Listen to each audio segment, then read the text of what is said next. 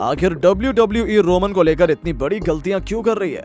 आखिर क्यों रोमन को इतना कमजोर दिखाया जा रहा है? और क्या सच में जय उसो की वापसी होगी? और रोमन नए चैलेंजर को टीज क्यों नहीं कर रहे हैं? तो आज बताऊंगा कि WWE रोमन को लेकर क्या बड़ी गलतियां कर रही है।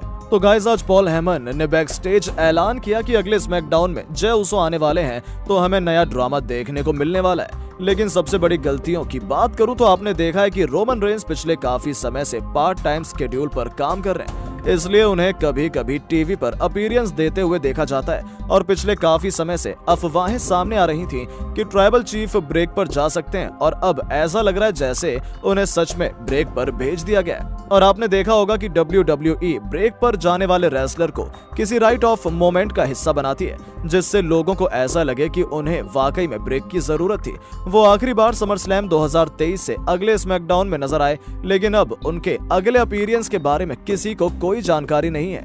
अचानक कंपनी के सबसे बड़े चैंपियन का बिना कुछ कहे ब्रेक पर चले जाना न केवल कंपनी बल्कि अनडिस्प्यूटेड WWE यूनिवर्सल चैंपियनशिप की गरिमा को ठेस पहुंचाने के लिए भी काफी प्रतीत होता है। और जब उसोस अपने टाइटल हार गए थे, तब से रोमन उसोस के साथ बुरा बर्ताव करने लगे थे, और उसी का ये नतीजा है कि आज उसके साथ सिर्फ पॉल हेमन और सोलो सिकोआ बचे हैं। और रोमन को लगातार 2 टैग टीम मैचों में लगातार हार मिली है। और वहीं समरस्लैम 2023 में सोलो सिकोआ और रोमन रेंस मिलकर भी जय उसो को हार मानने पर मजबूर नहीं कर पाए थे। इससे खास तौर पर ट्राइबल चीफ के किरदार को काफी ठेस पहुंची होगी। अंत में जिमी उसो के इंटरफेरेंस के बाद रोमन को जीत मिली थी। ये सभी घटनाएं ट्राइबल चीफ के किरदार को कमजोर दिखा रही थी, जैसे कंपनी के सबसे डोमिनेंट चैंपियन के लिए अच्छी बुकिंग बिल्कुल नहीं कहा जा सकता। और तीसरी बात कि रोमन के समर स्लैम में जीतने के बाद अगले स्मैकडाउन में आए, जहां सेगमेंट का फोकस सिर्फ जय और जिमी उसो की लड़ाई पर रहा। एक तरफ द उसो ब्रदर्स के बीच दुश्मनी शुरू होने के संकेत मिले हैं, लेकिन ट्राइबल चीफ के अगले चैलेंजर को लेकर अब तक कोई जानकारी सामने नहीं आई है।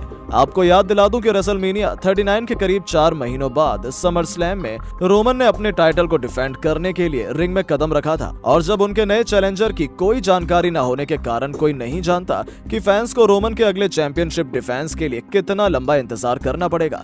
पार्ट टाइम शेड्यूल के महत्व को एक बार के लिए समझा जा सकता है, लेकिन एक टॉप चैंपियन का कई महीनों तक रिंग से गायब रहना कंपनी के लिए बिल्कुल अच्छी बात नहीं है। तो गाइस, आपको क्या लग रहा है, रोमन का अगला चैलेंजर कौन हो सकता है? कमेंट करके जरूर बताइएगा।